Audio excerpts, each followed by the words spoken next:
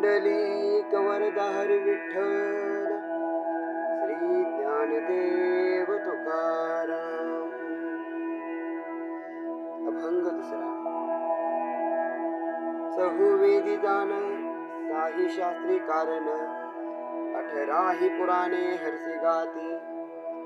मंथुनी नवनीता तैसे घे अनंता, वाया व्यर्थ कथा सांडी मार्ग. एक हरी आत्मा जीव शिव समा, वाया तू दुर्गमान घाली मन. ज्ञान देवा पाठ हरी हा वैकुंठ, भरला घनदाट हरी दिसे. तर या अभंगात माऊली सांगतात, 4 वेद, 6 शास्त्रे व 18 पुराणे ही सर्व जगत कारण रूप श्री हरीचे वर्णन करतात.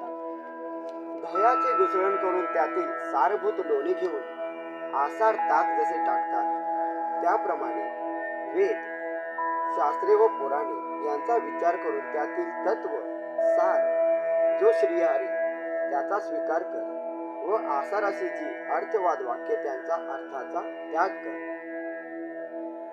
अविद्योपादित जीवांमध्ये व मायोपादित शिवांमध्ये समान असलेला जो श्रीहरी म्हणजेच शुद्ध परमात्मा, त्याला जाणून घेण्याचा प्रयत्न न करता उगाच अवघड साधनांच्या नादी लागू नको. माऊली ज्ञानोपाराय म्हणतात, वैकुंठ म्हणजे जो श्रीहरी, वैकुंठ पुरुष प्राण विष्णू सहस्त्रनामा, त्याच्या नामामृताची गोडी मी अखंड चाखत असल्यामुळे मला तो सर्वत्र घनदाट आहे असे दिसते.